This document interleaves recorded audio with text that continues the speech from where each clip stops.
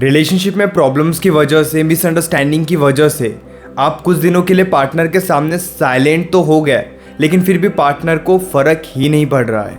Hey guys, मैं हूँ श्रावण, आप देख रहे हो स्काइल। रिलेशनशिप में एक टाइम ऐसा आता है जहाँ पर हम काफ़ी ज़्यादा डिस्टर्ब हो जाते हैं, काफ़ी ज़्यादा मिसअंडरस्टैंडिंग हो जाती है, छोटी छोटी प्रॉब्लम्स पर बहुत बड़ी बड़ी फाइट्स होने लगती है और इस वजह से हम काफ़ी ज़्यादा परेशान हो जाते हैं। हम पार्टनर को कुछ भी समझाने की कोशिश करते हैं, पार्टनर समझने के लिए तैयार ही नहीं होता।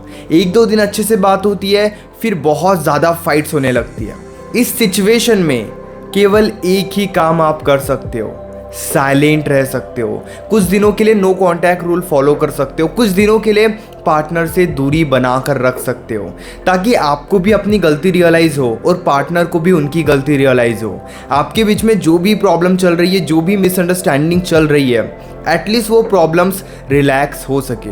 नो कांटेक्ट रूल की वजह से रिलेशनशिप कभी स्ट्रॉन्ग नहीं बनता है, लेकिन नो कांटेक्ट रूल के वजह से, साइलेंट होने के वजह से रिलेशनशिप में जो भी प्रॉब्लम चल रही होती है वो प्रॉब्लम स्टॉप हो जाती है। नो कांटेक्ट रूल के बाद जब भी हम रिलेशनशिप में अगेन आते हैं, पार्टनर से बातचीत शुरू करते हैं, तब काफ़ी ज़्यादा पॉसिबिलिटीज़ है कि रिलेशनशिप ठीक हो जाता है। जो भी मिसअंडरस्टैंडिंग है, जो भी प्रॉब्लम्स है, वो समय के साथ वैसे ही ख़त्म हो जाती है। लेकिन आपके केस में अगर ऐसा नहीं हो रहा है, कुछ टाइम हो गया, प्रॉब्लम्स की वजह से आप साइलेंट तो हो गए, आपने भी नो कांटेक्ट रूल को फॉलो किया, लेकिन कुछ दिनों के बाद भी पार्टनर को उनकी गलती रियलाइज़ नहीं हो रही, कुछ दिनों के बाद भी पार्टनर बात करने को तैयार ही नहीं है, कुछ दिनों के बाद भी पार्टनर आपको बहुत ज़्यादा इग्नोर कर रहा है, तब हम बहुत ज़्यादा परेशान हो जाते हैं कि आखिरी सिचुएशन में हम करें क्या। क्योंकि हम तो साइलेंट भी हो गए, हमने पार्टनर को थोड़ी स्पेस भी दे दी, हमने नो कांटेक्ट रूल भी फॉलो किया, लेकिन फिर भी कुछ ठीक नहीं हुआ। इस सिचुएशन में सबसे ज़्यादा ज़रूरी है कि आप एक डिसीजन लो।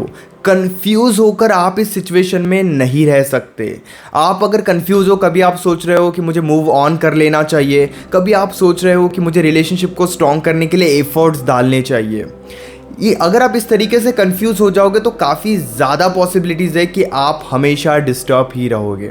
अगर आप मूव ऑन करने के लिए तैयार नहीं हो तो आप खुद को टाइम दे सकते हो, या फिर इस रिलेशनशिप को और टाइम दे सकते हो। कुछ दिनों तक या फिर कुछ महीनों तक उन्हें समझने की और कोशिश कर सकते हो, लेकिन किस तरीके से समझना है वो भी मैं आपको बताऊंगा, अगर आप इस रिलेशनशिप में रहना चाहते हो तो। लेकिन अगर आप बहुत ज़्यादा डिस्टर्ब हो गए हो और आपको पता है कि जितनी कोशिश आप कर सकते थे उतनी कोशिश आपने कर ली है, तो फिर आप यहाँ से मूव ऑन करने के बारे में भी सोच सकते हो। जो अटैच हो गए हो आप उस इंसान से, उस अटैचमेंट को कम करने के बारे में भी सोच सकते हो।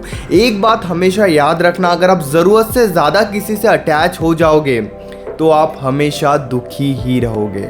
अगर आपको लगता है कि ऑलरेडी आपने बहुत सारी कोशिश कर ली है, तो आप मूव ऑन करने पे ध्यान दे सकते हो। मूव ऑन कैसे कर सकते हो इस पर रिसर्च करो, ना कि इस बात पर कि रिलेशनशिप को कैसे स्ट्रॉन्ग करना है। लेकिन अगर आप इस रिलेशनशिप को कुछ टाइम देना चाहते हो तो मैं आपको कुछ ऐसी बातें बताता हूँ जो आपको अपने माइंड में रखनी चाहिए। सबसे पहले अपने साइड से एक काम करो, आप उन्हें किसी भी तरीके से कहीं पर भी ब्लॉक करके मत रखो, यानी कि सोर्स हमेशा ओपन रखो।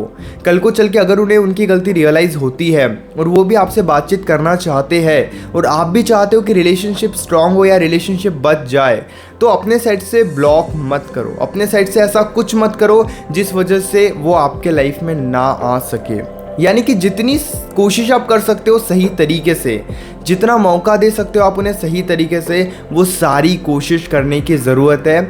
लेकिन इस तरीके से कि आप डिस्टर्ब भी ना रहो। इसीलिए उन्हें ब्लॉक करके मत रखो, उन्हें सोशल मीडिया अकाउंट पर या फिर रियल लाइफ में उनसे दूरी मत बनाओ।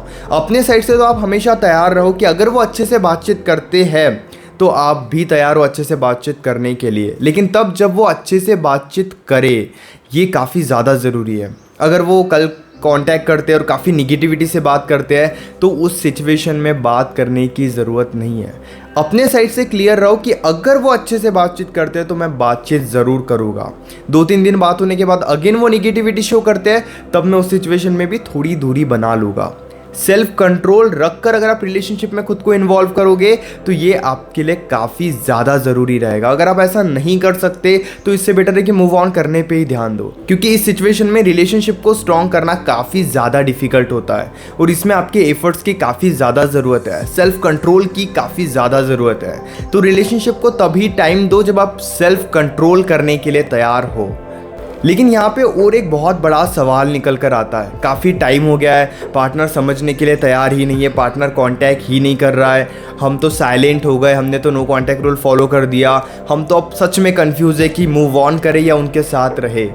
तो इस चीज़ को क्लियर करने के लिए, इस सिचुएशन को क्लियर करने के लिए आप एक बार एफर्ट्स डाल सकते हो, ये जानने की कोशिश कर सकते हो कि उनका माइंडसेट क्या है। जैसे आज 20 दिन हो गए, 25 दिन हो गए, 1 महीना हो गया, कोई कांटेक्ट नहीं है, तो इस सिचुएशन में आप खुद इन्वॉल्व होकर देख सकते हो कि यहाँ पे रिलेशनशिप है या फिर पार्टनर ने बहुत पहले ही मूव ऑन कर लिया। इस सिचुएशन में एक बात समझने की कोशिश करो, जैसे इफ़ इन केस 1 महीने के बाद आप कांटेक्ट कर रहे हो और फिर भी पार्टनर निगेटिविटी ही शो कर रहा है, पार्टनर ऐसे शो कर रहा है कि उन्होंने मूव ऑन कर लिया, उन्हें कोई फ़र्क नहीं पड़ता है कि आपकी ज़िंदगी में आप दुखी हो खुश हो, वो तो अपने ज़िंदगी में खुश है। अगर ऐसी सिचुएशन आपके सामने आती है तो मूव ऑन करने पर आपको ज़्यादा ध्यान देना चाहिए। इन शॉर्ट आपको ये समझने की ज़रूरत है कि कुछ टाइम के बाद भी कोई कांटेक्ट नहीं होता है तो आप कांटेक्ट कर सकते हो, ये जानने के लिए कि यहाँ पे रिलेशनशिप जैसा कुछ बचा है या फिर नहीं। अगर बचा नहीं है तो रियलिटी को एक्सेप्ट करो। अगर उनके साइड से कुछ भी नहीं है, लेकिन थोड़ा टाइम देने के बाद ही, काफ़ी टाइम दे दिया, दोनों रिलैक्स हो गए, लेकिन फिर भी वो उतनी ही इरिटेट है आपको लेकर, उतनी ही परेशान है, वो माफ़ करने के लिए तैयार ही नहीं है, वो बात करने के लिए तैयार नहीं है, या फिर उनकी गलती होने के बाद भी वो माफ़ी नहीं मांग रहे हैं, तो इस सिचुएशन में काफ़ी ज़्यादा ज़रूरी है कि आप अपने साइड से एक डिसीजन ले लो कि आपको मूव ऑन करना होगा।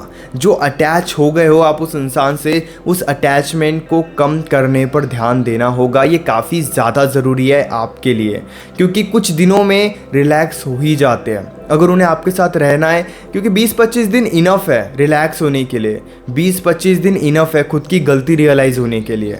लेकिन अगर उन्हें कोई फ़र्क ही नहीं पड़ रहा है तो अब आपको रियलिटी एक्सेप्ट करने की ज़रूरत है। अगर आप अपनी प्रॉब्लम डायरेक्टली कॉल पर मुझसे डिस्कस करना चाहते हो तो पेड कंसल्टेशन के लिए आप मुझे इंस्टाग्राम पर या फिर व्हाट्सएप पर मैसेज कर सकते हो। इसी तरीके के और भी अमेजिंग वीडियोस देखने के लिए चैनल को ज़रूर सब्सक्राइब करना।